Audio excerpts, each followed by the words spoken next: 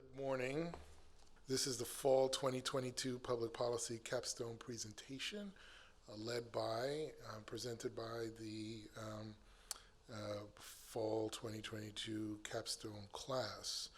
I'm Basil Smikle, Director of the Public Policy Program here at Roosevelt House, and I'm excited to hear all of your presentations today. You have approximately 5 minutes to present your research. We will have a moment afterwards where we will open the floor for a question or two. And after all of the presentations, we will have a small reception for all of you, family and friends upstairs. So unless there are any questions. Okay, so hello everyone. I hope you're all doing well. My name is Makadan Dargacho, and I'll be presenting on public banking, a robust solution to the housing crisis. So just some background on me. I'm majoring in social psychology and minoring in English and public policy, and this issue is important to me because I have been volunteering with NYPIRG since 2019, and actually my mentors for this project are both involved with NYPIRG. So my guiding questions for this can be broken down into public banking versus private banking, the housing crisis, and how public banking can address the issue. These are some of the organizations, bureaucratic structures, and research that provided me with the information that I needed to answer my questions. In terms of housing, New York City is one of the most expensive cities to live in. In fact, it is the most expensive city to live in the world. Half of New Yorkers are cost burdened, meaning that they have to spend at least 30% or more on rent. And within that, 33% of New Yorkers are severely cost burdened, meaning that they have to spend at least 50% on rent. In 2021, 13% of New Yorkers have missed at least one rent payment, and another 28% were struggling to do so as of the beginning of 2022. COVID-19 had worsened housing insecurity by making it harder for people to go to work, and it had made those who were housing insecure already more likely to get COVID due to factors such as rental overcrowding. The Great Recession of 2008 was a turning point in the housing crisis caused by the lack of constraints on the financial industry in Wall Street. It led to the housing bubble where there were huge increases in housing prices and homelessness went up by 40% in New York City alone. The New Economy Project is a social justice organization that stood up to fight for public banking to alleviate many of the issues that were caused by the recession, including affordable housing. One reason why the housing crisis is worth addressing is that it has better health outcomes for the people who live in it. Additionally, it has better cognitive outcomes for children who grow up in it. Lastly, it reiterates the human right to adequate housing for safety and security.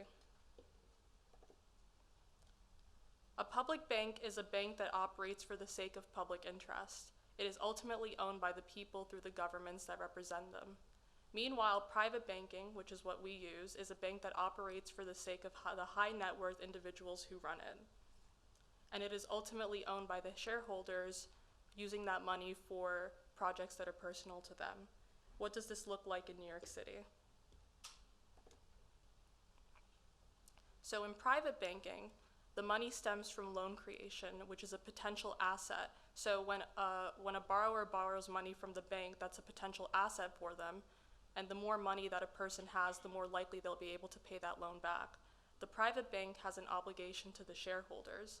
With public banking, the money stems from tax revenue. So the money that ends up getting paid back ends up going to the government. And that money can be used for community projects due to the obligation to the public.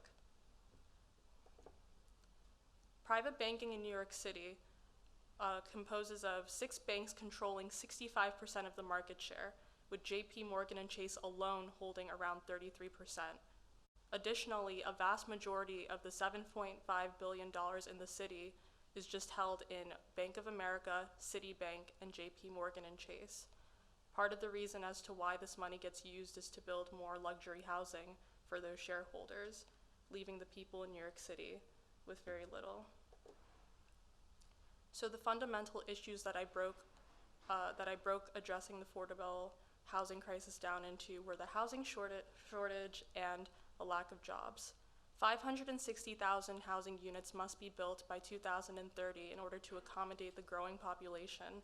And in addition to that, low-income New Yorkers frequently pick jobs as a factor of economic mobility as to why they cannot afford the expenses that they need to cover. For public banking as a solution, I look into building more housing units and creating more jobs through public banking.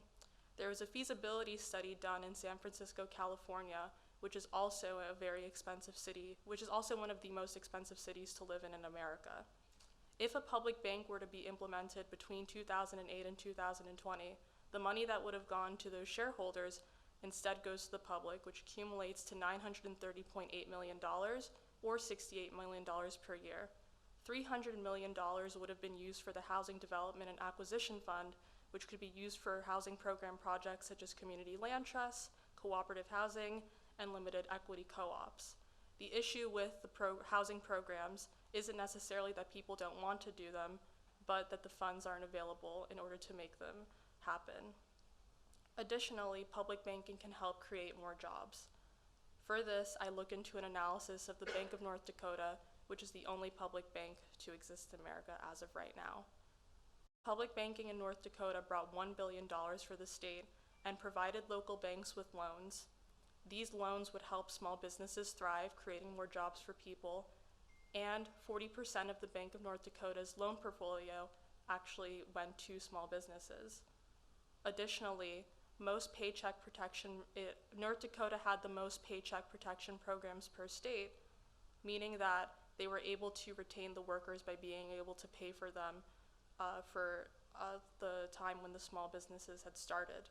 Additionally, I looked into an analysis of a public bank outlook for Vermont, and it was found to have created 2,535 new jobs for people, which would have covered 20% more of the applicants who had applied in the year of the study, which is 2013.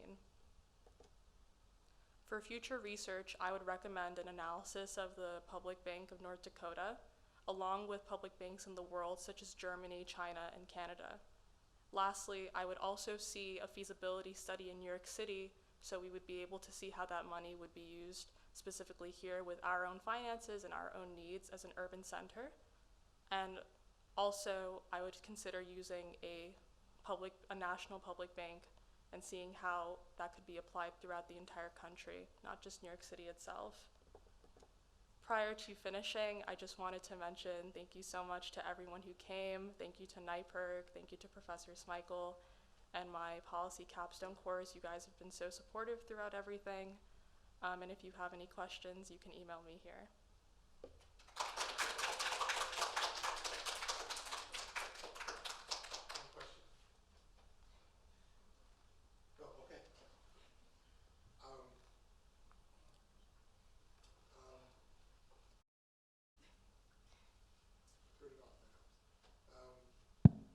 Great. A couple of quick questions. Based on your definition of a public bank, is it different from a credit union? Not quite. It's similar? Both of public banking is more so used for. When I think of public banking, I'm just going based off of how North Dakota had implemented it. Mm-hmm. So the way that they used it was that the tax revenue would be used for countercyclical lending, and that was for public banking. Okay.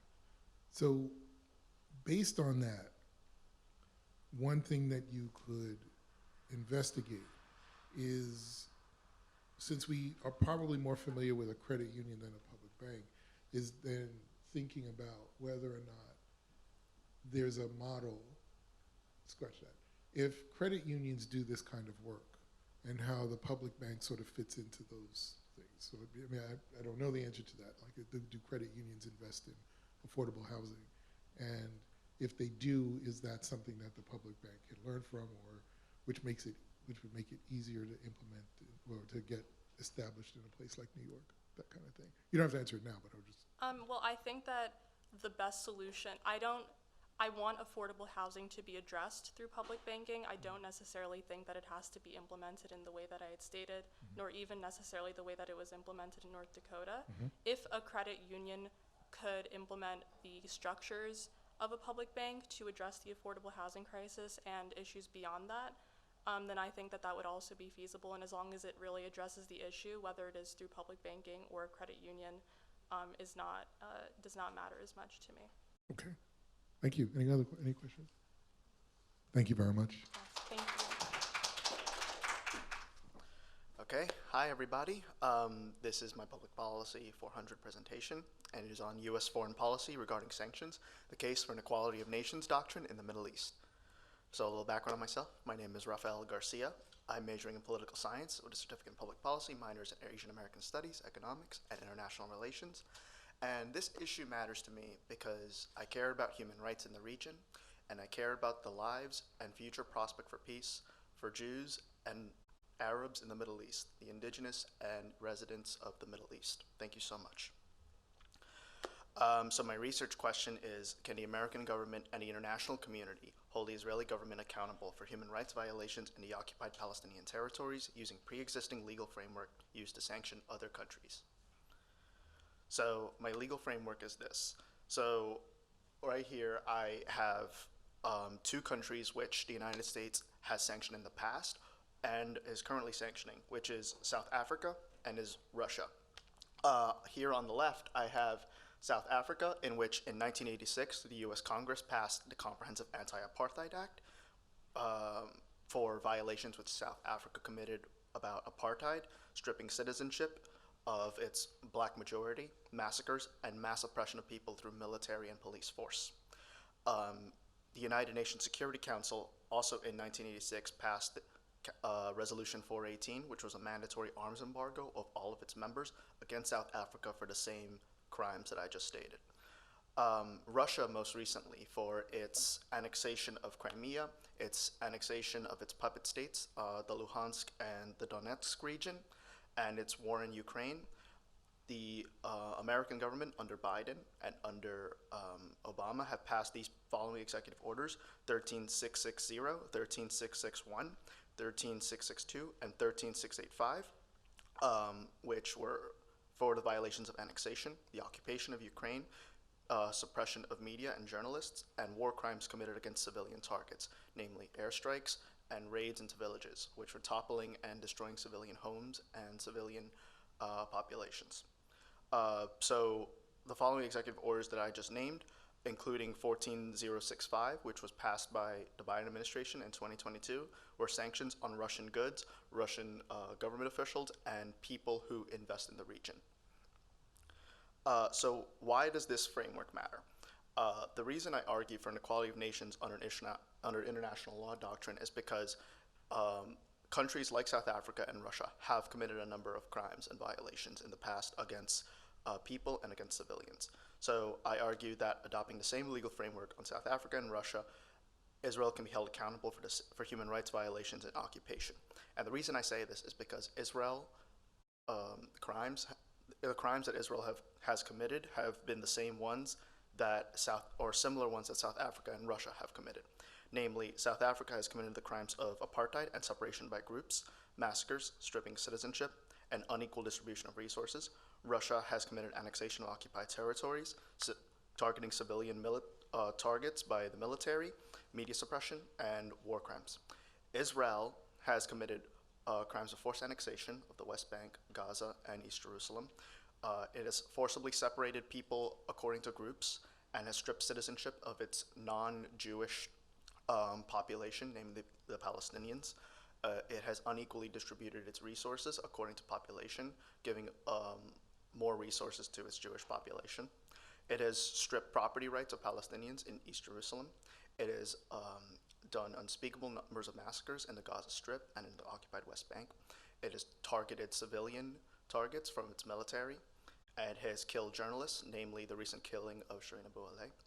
And it has done numerous crimes through its military rule of the West Bank itself.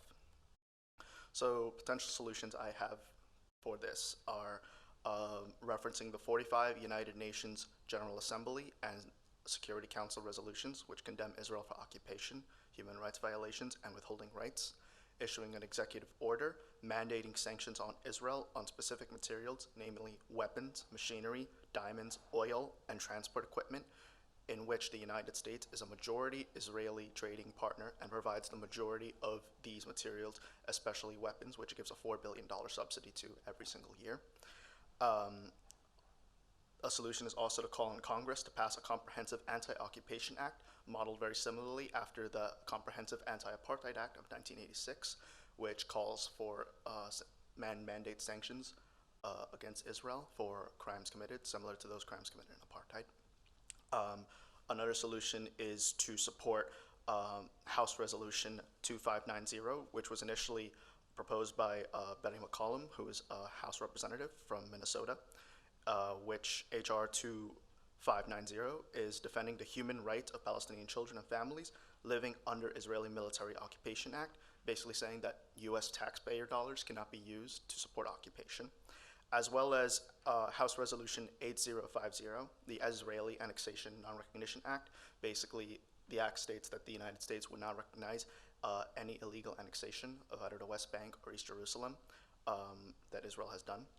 And I also call on the United States and the United Nations to pass sanctions under Chapter 7 of the UN Charter, which specifically under Article 40 and Article 41 calls for sanctions with action to respect the threats to the peace, breaches of the peace, and acts of aggression. This can be found directly in the UN Charter and its founding document in 1946. So I wanted to thank Professor Smikle, my Pupil 400 class, which has been very supportive, and everybody else who has been very supportive of this project. Thank you so much for listening.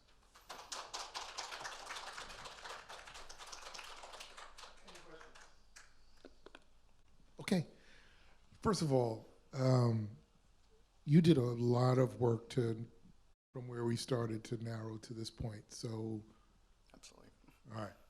So proud of you. You mentioned the sanctioning in Russia and South Africa. I assume the Russian sanctions are ongoing. Have we stopped what we're doing in South Africa? Not at all. That is why I started with saying that sanctions against countries in the past, such as South Africa, and sanctions that are going on now, which are happening in Russia. The last resolution, the last executive order that I mentioned, was passed in 2022 by the Biden administration. In Russia, for Russia, but For Russia, yes. Are any South African sanctions still No, present? not at all. Okay. No. You mentioned puppet states. Could you define that? Yeah, sure. So I'm just going to go back to that slide. Whoops. So the Donetsk and the Luhansk region were recently overtaken by Russian separatist movements, which immediately declared its fealty to the Russian Federation, in which Putin immediately recognized their independence and then subsequently annexed those regions. And a lot of the international community, the West, major publications in the West are calling these puppet states. That's actually the words that are used by the Biden administration too. Okay. Just acknowledge that part in the text when you write the text. Sure. That's where that language comes from. Yeah. And could you go back to the solution slide Sure. really quickly? So tell me, the 45 United Nations resolutions, that's already happened. Yes. Since 1967, yes. Those two bills, 2590 and 850, was that introduced in this current Congress that's ending? Do you know?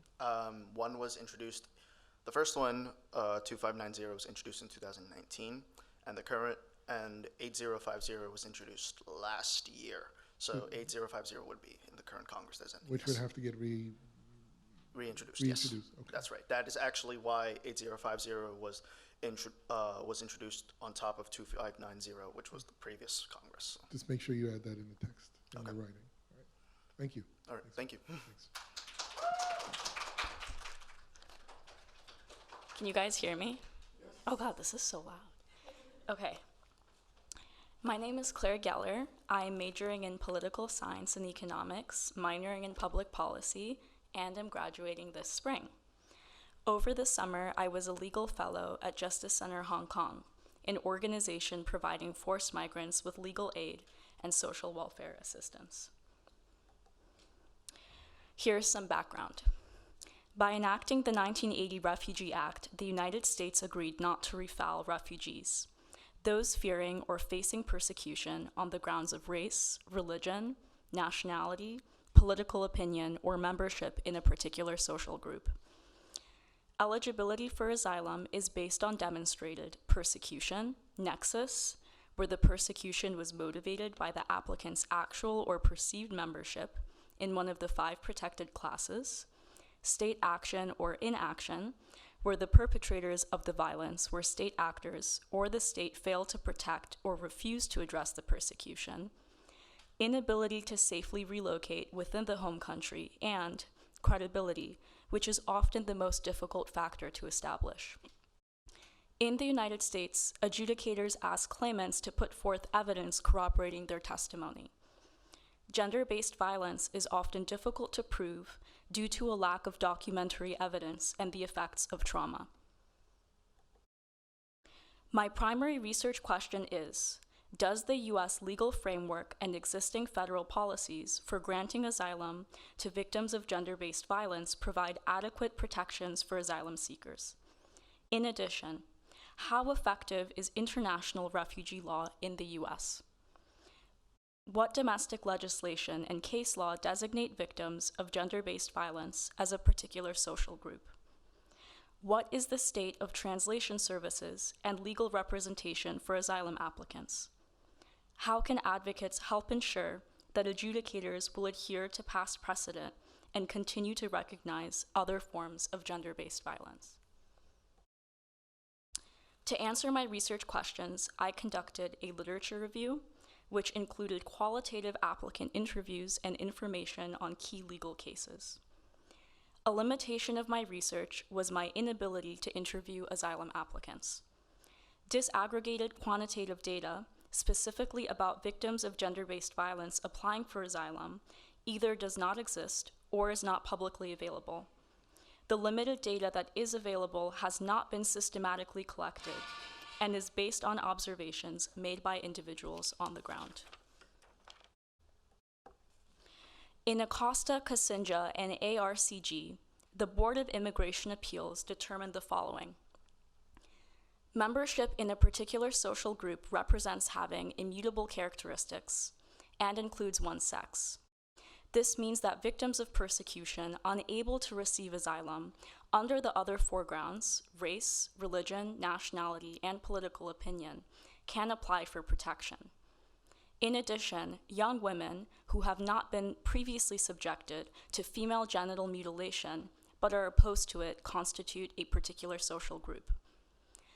Women fleeing domestic violence could meet the refugee definition and qualify for protection. However, adjudicators continue to reject gender-based asylum claims despite these decisions.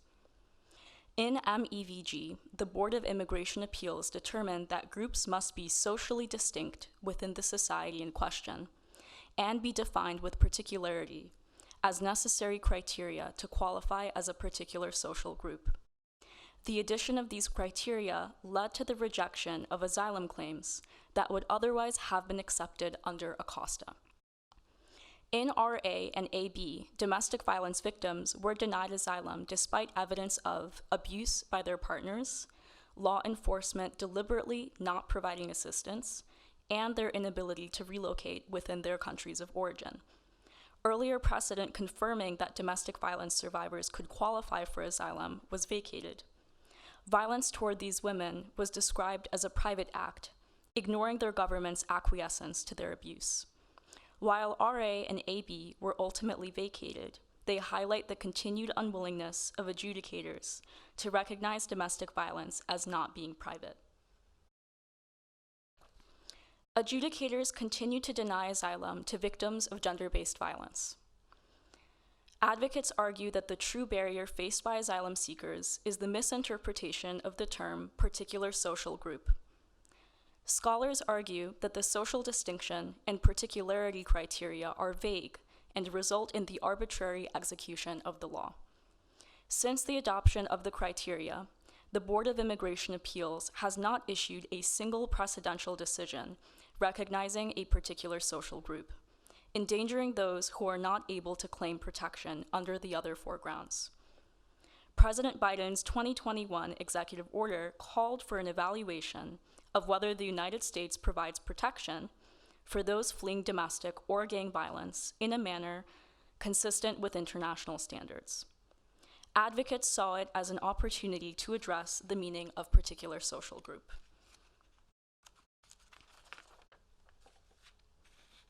Attorney General Garland must vacate key decisions establishing the particularity and social distinction criteria, returning to the definition of particular social group as defined in ACOSTA. President Biden's executive order did not lead to the return of the ACOSTA standard as advocates hoped. However, the fact that Biden issued the executive order at all is indicative that the issue has been brought to his attention. Previous progress resulted from legal advocacy. Anonymizing cases and bringing them to the attention of the media, in combination with expert legal assistance, will force both President Biden and the Attorney General to act. However, the right to establish credibility does not currently exist in the U.S. asylum system.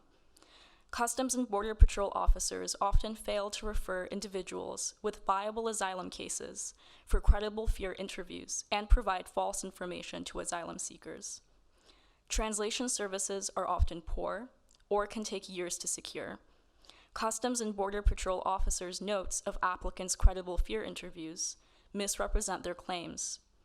Asylum seekers are not provided with legal representation, despite evidence that the likelihood of a case prevailing when represented is more than 5 times than when not represented. And lastly, adjudicators are frequently unfair in making decisions, applying personal biases, acting insensitively, and misinterpreting facts. That is the end of my presentation. Thank you.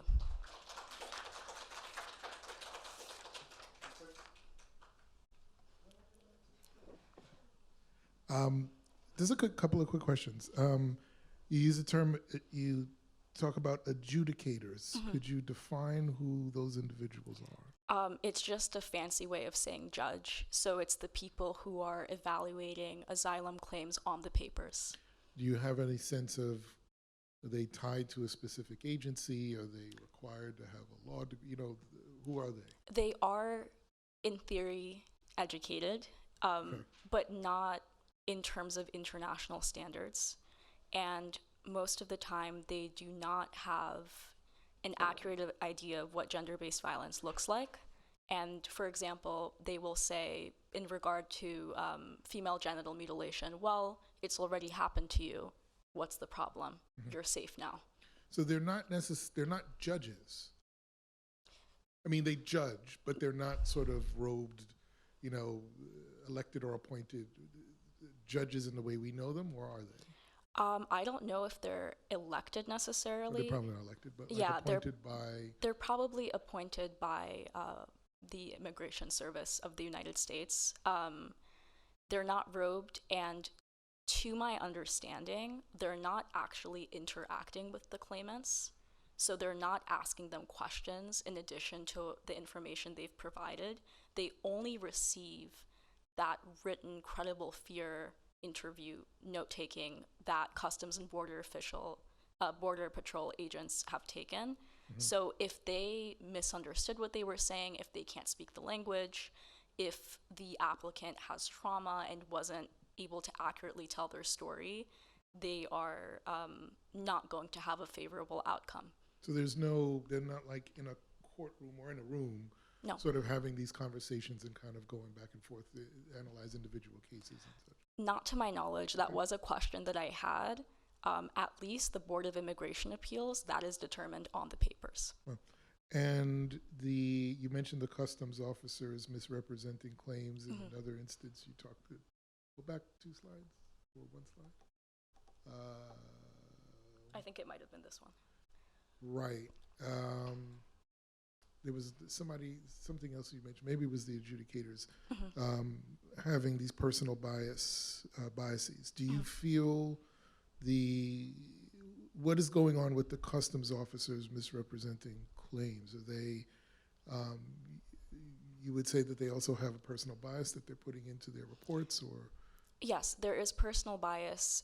What I read is that they will often accuse victims of lying or saying, well, your rape wasn't a big deal. That's not a ground for asylum. That's just something unfortunate that happened to you. Right. And finally, is this problem more acute with certain countries, or is it just this really an across the board problem? So the evidence that I have gathered states that it's particularly acute for Central American asylum seekers because they cannot claim persecution on the other four grounds. So for example, if they're opposed to gang violence in their home, or if they're feminist and that's not a view that is held by the majority of people living in their community, that is, for whatever reason, not considered a valid ground for claiming persecution. So their only option is to apply under a particular social group. That's interesting. So you're saying that the standard, so they are being held to a standard of their community and not our standard. Do you understand my question? Yeah. That is correct. And that applies in all cases, and that goes back to the social particularity criteria, where advocates and legal scholars are saying, well, how do we know what their community thinks? That's a massive assumption, and that goes against international standards. I think that's an important point to pull out, that we may, as Americans, have a certain standard, but we, I guess, are differential to the standard of wherever they're coming from to determine whether or not they actually can be granted asylum. So it's not really our standard, it's their standard, Exactly. which is, seems odd. It's odd, and it's incorrect in terms of international law. There is a specific quote saying that you cannot get into the mind of people living in another country or another place as an adjudicator so far removed, and one who has likely not experienced violence or persecution. Okay. Thank you, Claire. Good afternoon. My name is Christine, and I'm a senior studying behavioral neuroscience and public policy. As an aspiring physician, I know that families will one day come to me for a diagnosis. But when they ask me, which medicine can I skip, I am left dumbfounded. It led me to wonder how many lives can be transformed if people get their medicine right when they need it. The CDC reports 20 to 30% of all new prescriptions are never filled. One reason for that is the cost of prescription drugs. Hence, my capstone project is on addressing healthcare costs. Low number of biosimilar drug suppliers keep drug costs high. In 2020, the U.S. spent 19.7% of its GDP on healthcare expenditures. 8%, or $348.4 billion, went to prescription drugs. Although the prescription drugs play a small role in overall healthcare expenditures, affordability and accessibility to medicines are essential for treating and controlling medical conditions and overall long-term health and well-being. In 2015, Turnings Pharmaceuticals CEO Martin Shkreli notoriously increased the price of Daraprim, a life-saving drug, from $13.50 to $750 overnight. This leads me to my first question. How much are prescription drugs rising? To explore this, I used secondary quantitative data. I did a time trend of percent changes starting in 2014 to explore prescription drug costs relative to other economic factors. My analysis shows the percentage in which prescription drugs are rising has outpaced changes in inflation rates, annual wages, and even rent costs. But what is driving the cost of prescription drugs? The culprit is brand name drugs. Brand name drugs have high costs because of drug research development and marketing costs. Further exploration of this topic led me to discovering patent laws. To protect the initial investments, brand name drugs are typically patent protected. What effect do adoptions to patent policies have on competitive market concerning the affordability of drugs in the United States? To promote innovation, the United States has patent laws that give holder a temporary monopoly by preventing others from manufacturing their patented invention for the next 20 years since their patent was issued. In theory, when patents expire, generic drug productions is allowed to occur. However, pharmaceuticals find a way to block or delay the inevitable by filing more patents. In the term patent thickets, they increase their 20 years of patent protection for the primary active ingredients. Not surprisingly, on average, there are 74 patents on America's top 10 selling drugs. This concept reminds me of a game of Uno. Just when your opponent's about to exit the game, you show them your +2 and your +4 cards. However, the official rules of Uno do not allow you to stack +2 and +4 cards. Similarly to Uno, drug companies can stack patents to extend their exclusivity period. Unlike Uno, there are no laws that forbid filing multiple patent applications. But you might be wondering, with patent protection, the brand name drugs must be far superior. That is not the case. Past studies have shown no significant differences in active ingredient or strength and dosage between brand name versus generic drugs. Both brand name and generic drugs must also abide to the same FDA safety regulations. The significant difference lies mainly in cost. In the law of supply and demand in economics, by increasing supply, we decrease costs. In this graph here, we see that with an increasing amount of generic drug suppliers, the cost of drug drastically decreases. What reforms to the patent law can be made to improve drug costs but still provide a fair return on investment? Patent laws contribute to high costs because it blocks or delays meaningful competition and meanwhile allowing patent holders to secure more revenue. Here's how we can fix the patent law to bring prices down. We can limit drug companies to one patent application for its primary active ingredient. We can decrease the length of patent protection. And lastly, because the initial research requires lots of funds, such as NIH grants, which are publicly funded by taxpayers, it should give the government permission to regulate drug costs, such as enforcing a value-based pricing.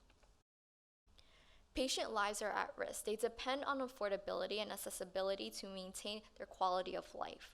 We must make drug policies that reflect the general need of our vulnerable patient population and do not forego the ethical dilemma of medical care as a public good in favor of capitalistic gains. As Senator Bernie Sanders said, healthcare must be recognized as a right and not a privilege. I would like to thank Professor Smikle and my capstone peers for their continuous support, and my mentor, Dr. David Himmelstein.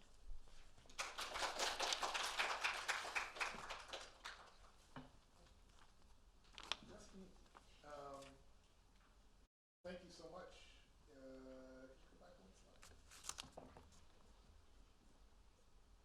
So on the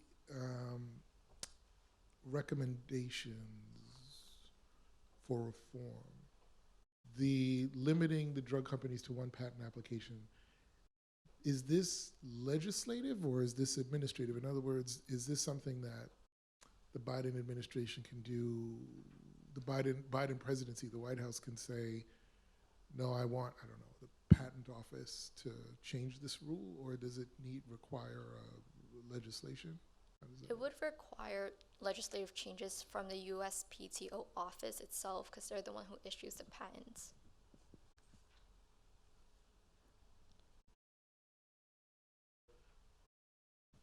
So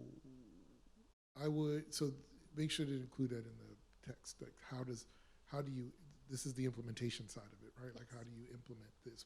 What steps need to be taken? Do you go back to for your methods page? Okay. Okay.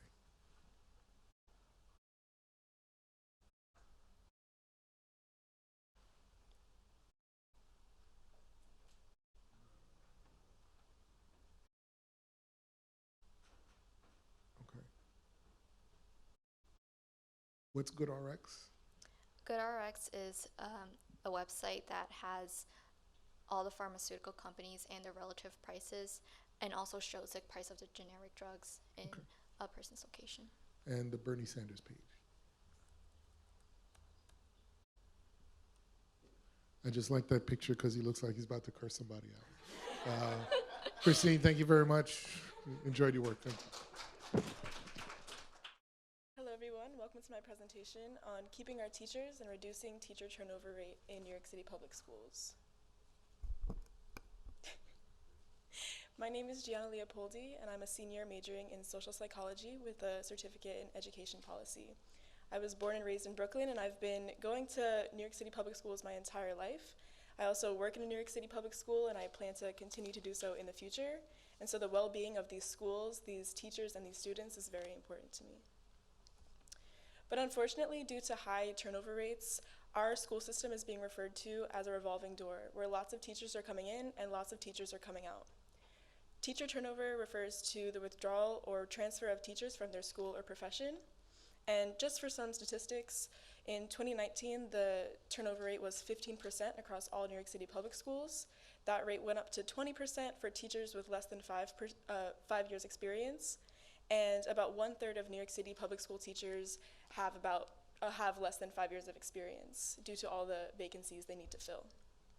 In 2011, the rate of turnover for first-year teachers in the lowest performing schools was a staggering 27%. So as we can see here, the turnover rate is highest in low-performing schools and among the least experienced teachers. And here in New York City, we can see that it's concentrated mostly in the low-income areas of Upper Manhattan, the Bronx, and parts of Brooklyn. These high rates are detrimental to schools because they create instability and uncertainty for staff and students, and they also create a financial burden for school districts. So it's really hard for staff to plan and implement a unified curriculum and to focus on professional development when the teachers that they're having these meetings with won't be there the next year. It also leads to decreases in trust, reliance, and morale across the board. This leads to a decrease in instructional quality and quantity for students. And there's also a correlation between teacher experience and student achievement. And so with such a large portion of new teachers in the school system, our students can be suffering.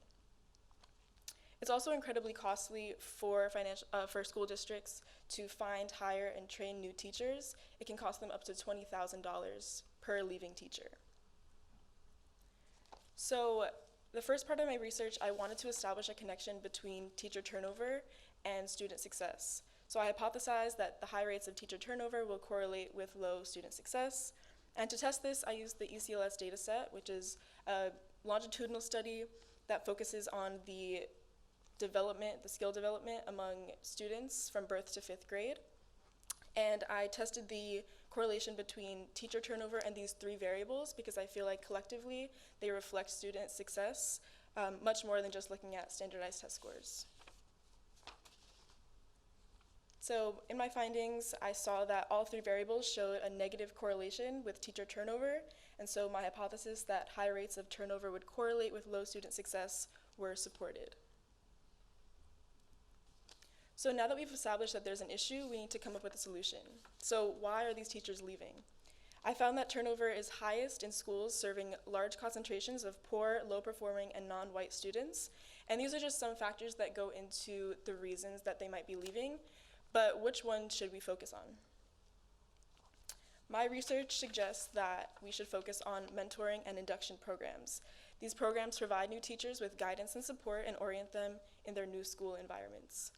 This is really important because positive early experience is shown to increase senses of vocation among new teachers, and there was an increased retention rate among new teachers that received adequate mentoring from veteran teachers. So these mentorship programs make new teachers more likely to stay in their profession and, more importantly, in their schools.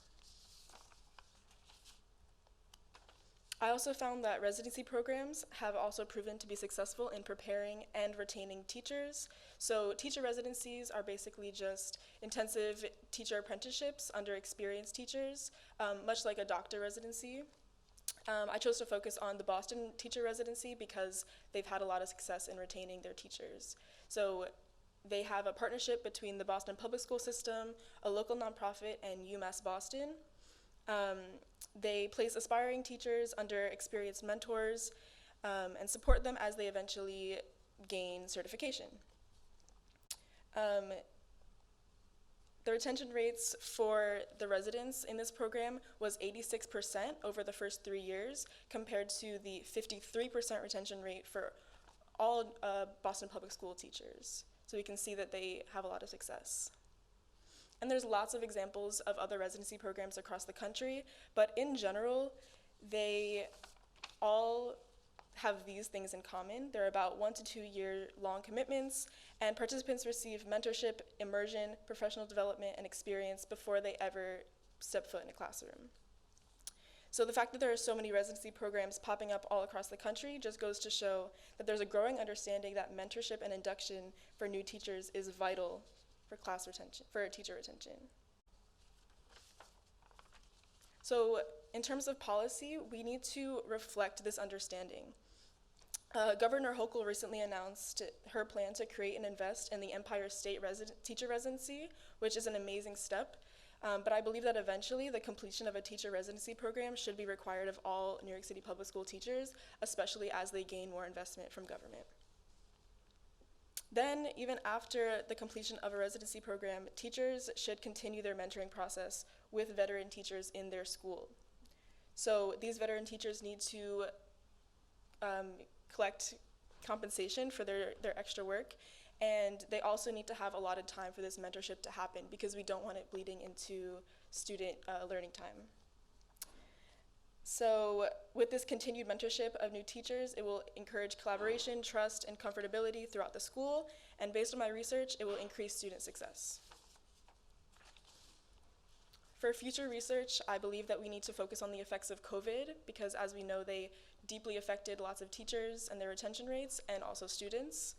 I also would like to see how my data would have changed if I used a different data set that had unsimplified turnover rate data.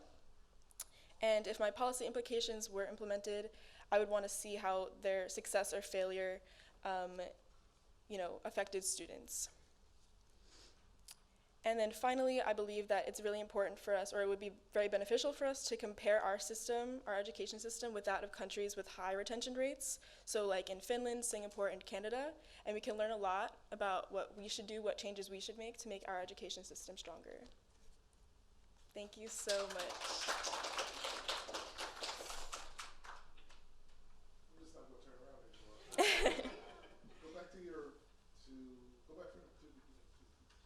Very beginning. Yes, I actually would like to.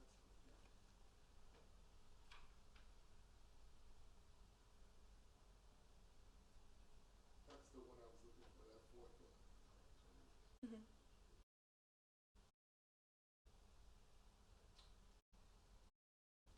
Okay, going forward. Okay.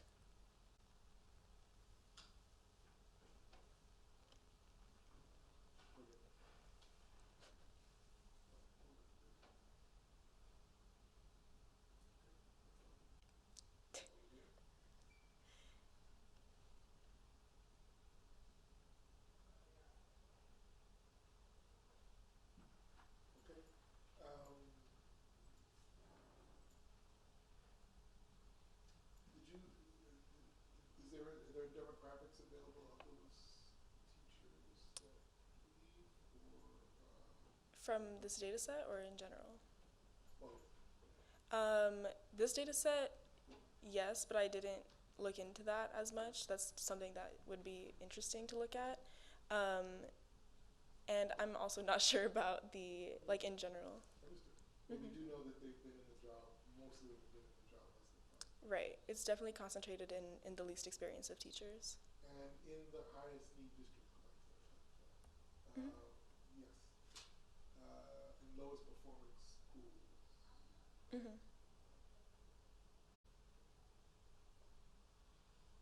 Um, is that where the data is pegged to, the lowest performing schools or Title I schools or? It just said lowest performing. But it's definitely hard to, affirmatively say that the turnover rates are making the schools low performing or that the low performing schools are increasing the turnover rates. Like that, Right, the causality is hard.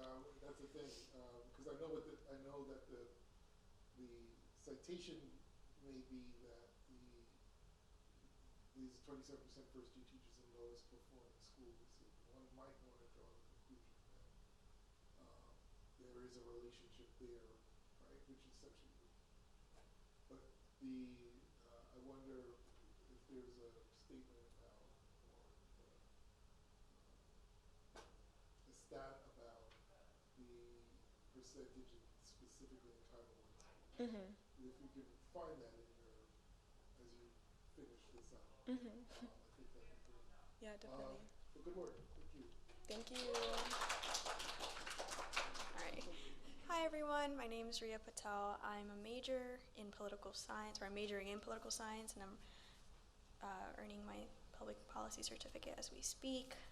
Today I will be presenting my capstone titled Dangerous and Degraded, a case for improved working condition for New York State's incarcerated working population. The COVID-19 pandemic has uncovered the atrocities that occur within prisons and to the incarcerated population, coupled with my understanding and belief that racial liberation is at the core of all our liberation is like what interests me to write this capstone.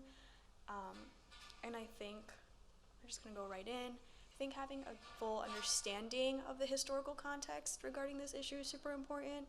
So the history of the current penal system has its roots in American slavery. Despite the legal end of slavery via the 13th Amendment, involuntary servitude, which is written within the amendment through the exclusion clause, allows for a different type of slavery to be used as punishment for the incarcerated population. And so this different type of slavery, which is involuntary servitude, has allowed and has proliferated into the reliance on inmate labor.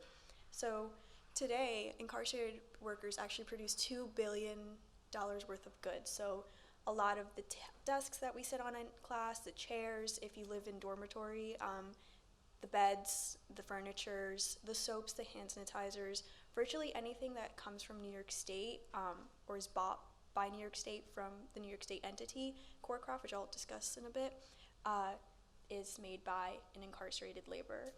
So within New York State, the history of New York State, there were tensions regarding incarcerated labor and how cheap it was, and within the unionized laborers, which led to the creation, or like the establishment of Article 3, Section 24, which disbands the leasing system in New York State. However, New York State continues to participate in inmate labor through CoreCraft, which is the brand name for the Division of Correctional Industries, which is an entity within the New York State Department of Corrections and Community Supervision.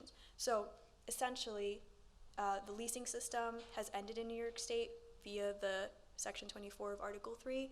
However, cheap disposable labor is continued through the state entity CoreCraft. And so we aren't necessarily allowed to lease inmates to private companies, but we can use them for our state's use.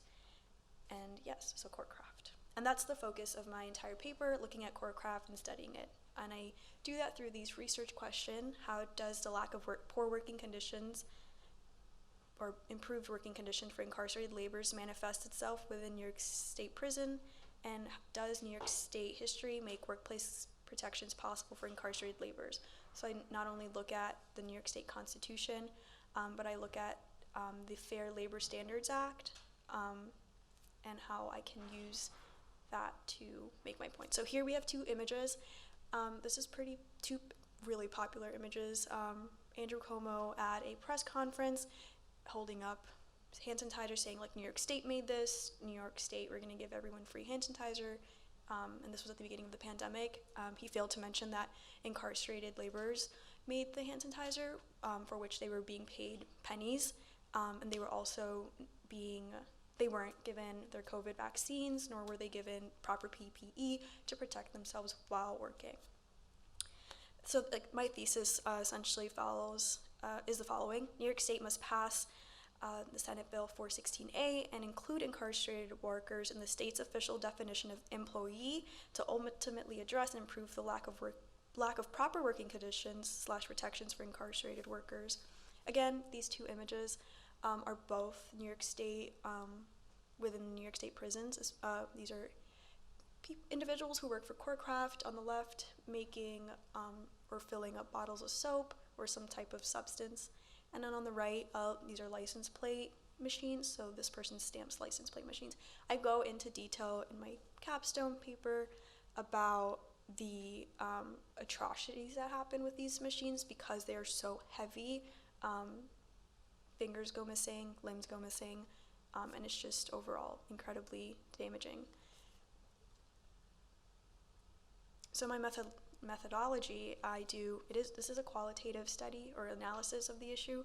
So I conduct an interview with a formerly incarcerated individual who worked for CoreCraft while in prison.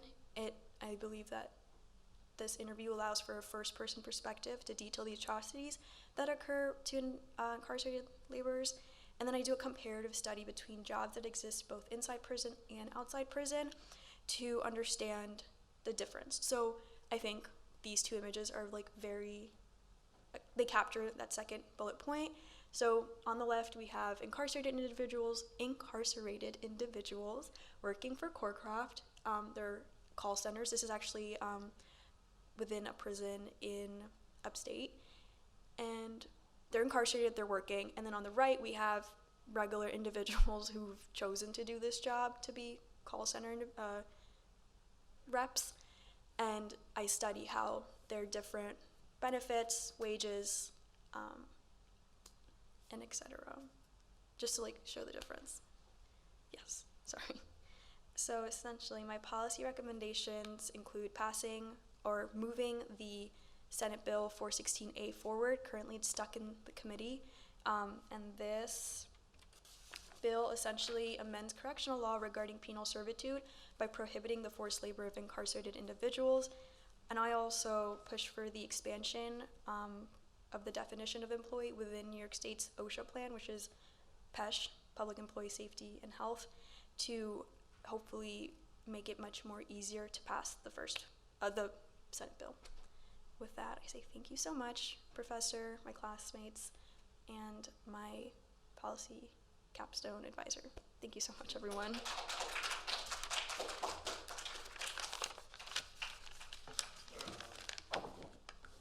If you go back to the first line, next one, sorry. That second bullet, the $2 billion worth of goods, is that just in New York or is it across the country? Oh, that's just across the country. That's across the country, okay. There's figures that exist for CoreCraft and for New York State, but a lot of it is behind walls. Understood. So. CoreCraft is a private company? Technically? So it exists within the New York State Department of Corrections. I see.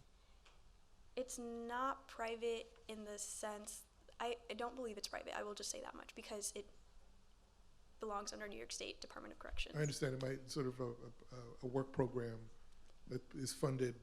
So that's what I was kind of getting at, in your text when you write this out, fully explain what that is, how it's funded, if it's funded by, if it's within New York State, is it funded directly from the governor or for the legislature? And if they're not, if they're within the department, then they technically don't make a profit, right? So there's so just just tease that out so that it's clear. Okay. Somebody have a question? Yes, Christy. Yes. I was wondering, if I go furniture shopping and I don't want to buy products from CoreCraft, is there something I should be looking for to, is there a stamp on these products that I don't want? So I'm not sure if, like, if you're speaking from a CUNY's perspective or like a vendor general. Corecraft usually just sells to certain entities, like they're a preferred source to state entities. So CUNY's, SUNY's, certain nonprofits, and then all governmental agencies. So the mayor's office, city council offices. So it's mostly like, It's wholesale to. exactly, it's wholesale. It's a good question because but if they don't sell retail, then. Right, it's but more, it's wholesale. But so what I would include is the kind of, the entities that do purchase these in bulk. Yep. And do they have options to purchase elsewhere? So there's like, you don't want to purchase blood diamonds or anything like that, right? Like, so that, or what's the other, any products that use child labor, right? Like, we're very clear about that. But is there such animosity, not animosity, but is there any resistance to purchasing prison products as a result of prison labor until certain protections are in place? So that might be something to sort of look at if it's happened elsewhere. It's an interesting point.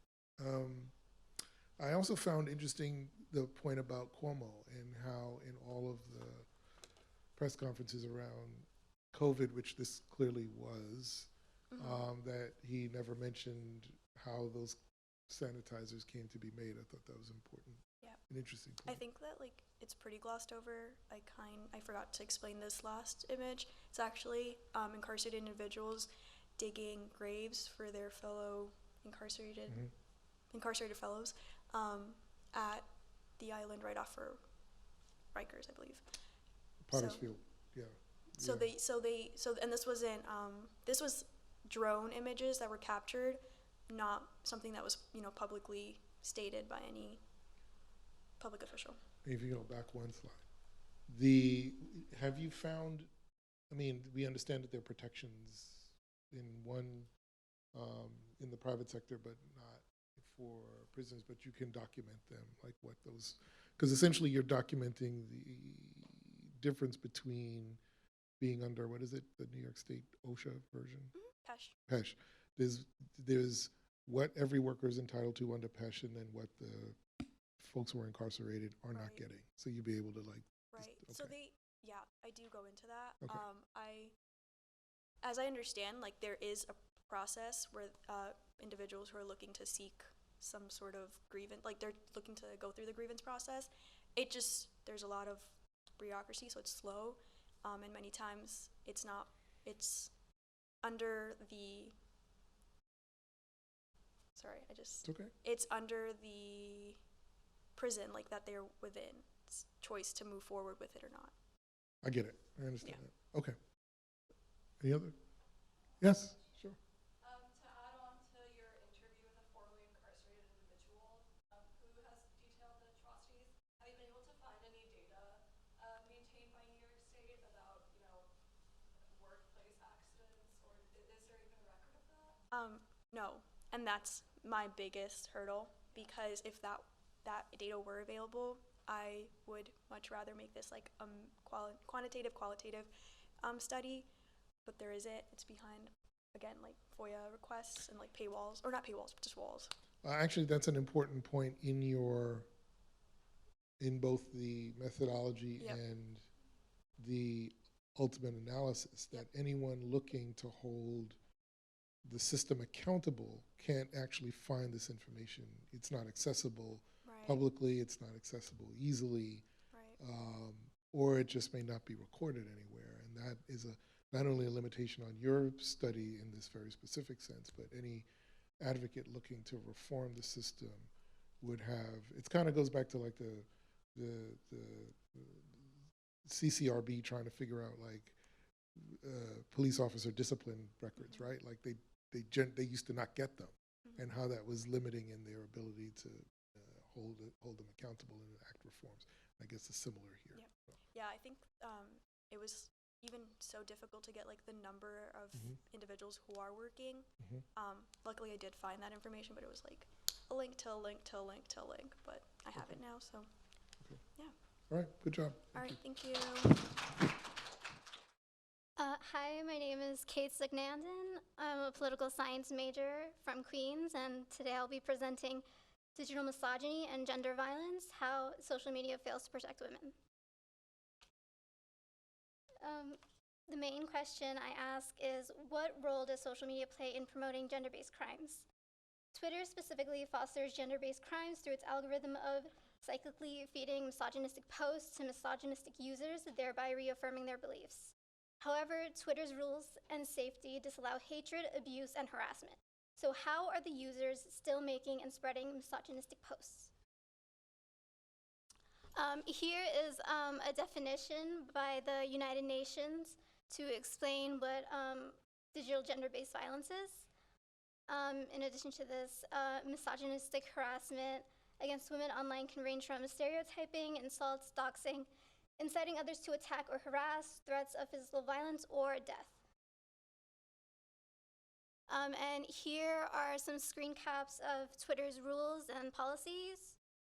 The specific action the company takes is to hide tweets or put a hold on the account that prevents the user from posting unless they delete the tweet.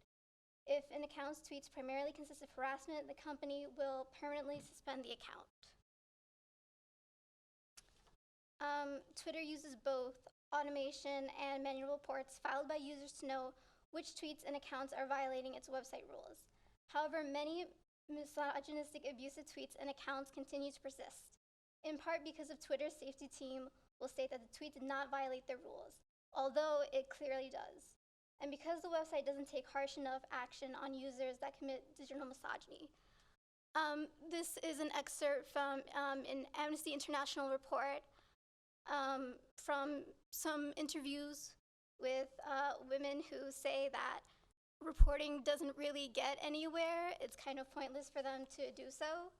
So they've kind of lost hope in Twitter and reporting. Reporting misogynistic abusive tweets often fail to elicit any response from Twitter, according to interview. I already said that. Never mind.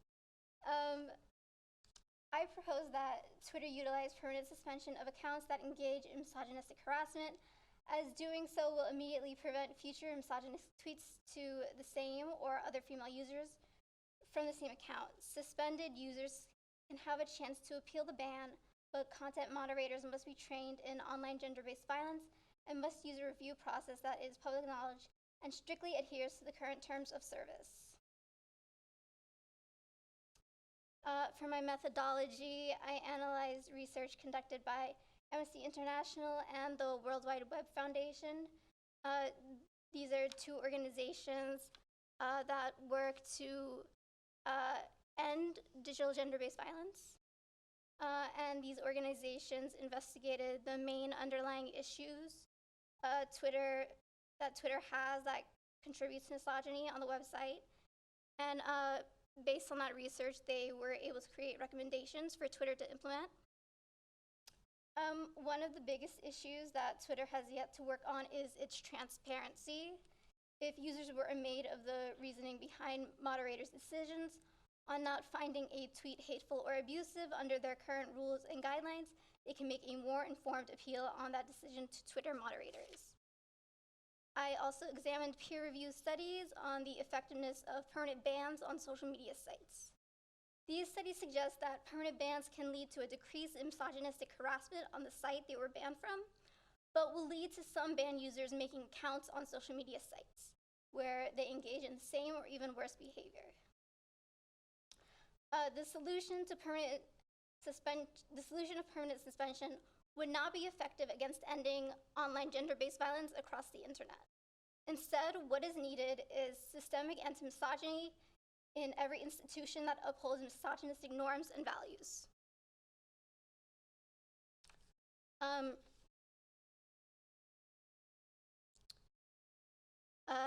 These are part of the findings that Amnesty International found that 59% of women answer that Twitter remained the same at addressing hateful and abusive content.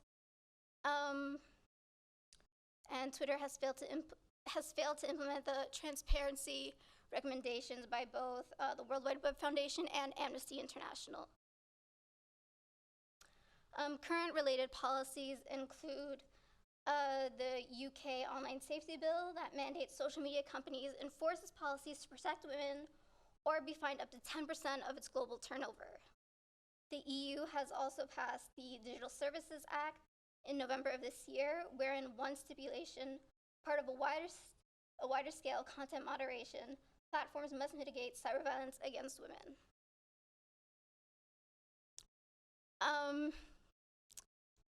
As of right now, it's unlikely that Twitter will fully implement the recommendations by Amnesty International and the World Wide Web Foundation because of Elon Musk's buying of Twitter. He's made his views very known that he supports freedom of speech and doesn't really believe in content moderation. And this is a headline from this morning, actually, that Twitter has dissolved its Trust and Safety Council, its entirety, and part of the council focused on online safety and harassment. So from this, I believe that Twitter is moving backwards in protecting women and working to end online gender-based violence. Thank you.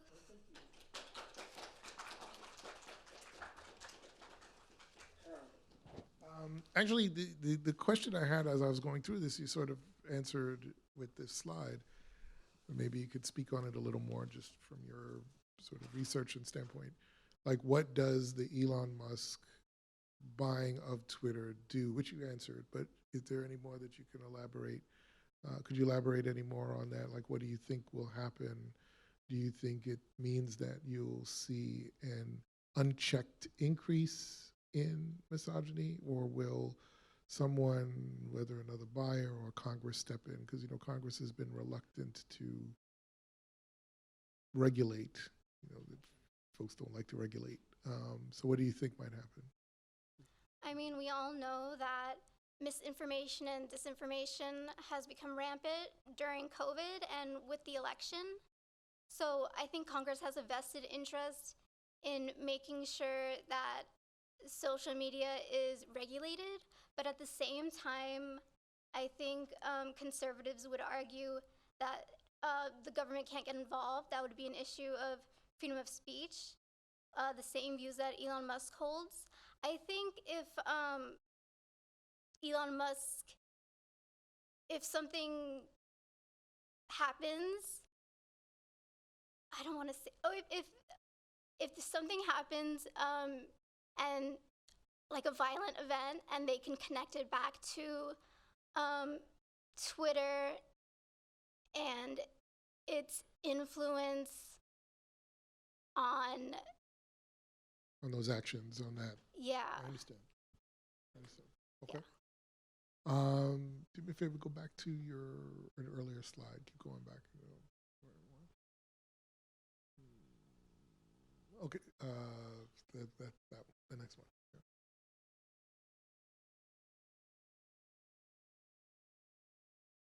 Okay. All right, I have some thoughts on sort of creating a little more guideline for this part, these questions, but good job otherwise. Thank you very much. Good to go. Any other questions? No other questions? All right, good to go. Thank you. So I decided to choose this topic because the lives of my family in Russia have been deeply affected by the war, much like the people in Ukraine. As this is very much their present-day reality, I wanted to look back in recent years to understand the relationship between the United States, NATO, Ukraine, and Putin, and ultimately look forward with policy recommendations. So the three questions that I set out to answer were, what impact, if at all, did President Trump's posture and rhetoric towards Ukraine and NATO signal a change in U.S. foreign policy? To what extent, if at all, was President Trump's posture and rhetoric a departure from the Obama administration? What potential signal did Trump's paradigm shift towards U.S.-Ukraine and U.S.-NATO relations send to President Putin? So my two hypotheses were as follows. One, President Trump's rhetoric portrayed Ukraine as a weak, corrupt country, threatening to undermine U.S. democracy. And secondly, that President Trump's rhetoric undermined NATO, fractured U.S. relations with allies, and signaled weakness in the U.S. positions in the global scale. So the way that I intended to do this project was to perform a content analysis. So along with a comparative foreign policy section, my paper is supported by a qualitative content analysis, and in short, a content analysis is a research technique commonly used to identify and interpret the presence of certain words, themes, or concepts within a set of text. To achieve this objective, text was gathered from the UVA Miller Center of Presidential Speeches, and the date range was from the Obama administration to the Trump administration. So in total, there were a sample size of 26 transcripts, 13 for each president. So to further code for my content analysis, I had to set up code categories for US policy towards Ukraine. And the ones that I marked as neutral advocated for financial and military assistance, supported humanitarian assistance, pushes for protecting Ukrainian democracy, advocates for restoring and supporting Ukrainian sovereignty and territorial integrity. For neutral, I chose reflects positive and negative views of Ukraine and President Zelensky, references corruption only with regard to the Biden family, does not propose a call to action. For negative, I chose advocates for cutting and for withholding of aid, raises concerns over Ukraine's distribution of US aid packages, downplays efficacy of economic and diplomatic sanctions against Russia, contributes to the narrative of rampant corruption in the country, and among Ukrainian elites, and emphasizes Ukraine's support interference in the election process. For my code categories for US policy towards NATO, they were a little bit more straightforward. So for positive, I chose a pro-NATO stance, which is promoting active US membership and participation, acknowledging past achievements, pushing for membership of Ukraine into NATO, and calling upon NATO to intervene in a conflict. For neutral, I chose reflects positive and negative views of NATO, and it may express a past dissatisfaction with the extent of US involvement, but framing that as a largely resolved issue. For negative, I chose criticism of NATO's funding structure and US contribution, minimization of its global role and as a military alliance, pushing the narrative that bringing Ukraine into Western orbit through NATO membership has been counterproductive.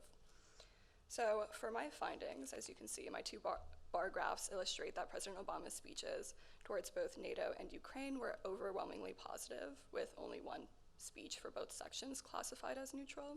And contrary to my hypothesis, Trump's speeches also tended to skew more positive and neutral, with 3 and 2 speeches respectively.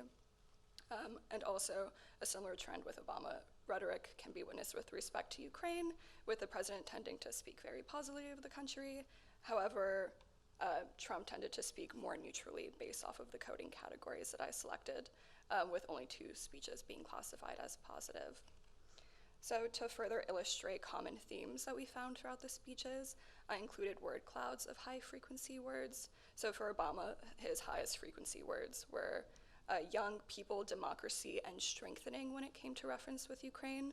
And high frequency words for NATO were democracy, allies, nations, security, supporting, strengthening.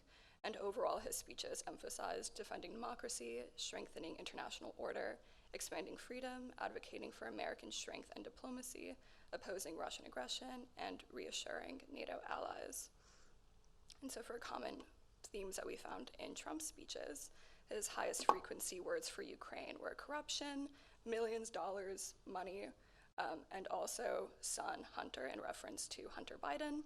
Also threatened, threats, threatened, threat, all variations of the word threat. And then highest frequency words for NATO were Germany, Russia, billions of dollars, percent, cost, paying, fair share.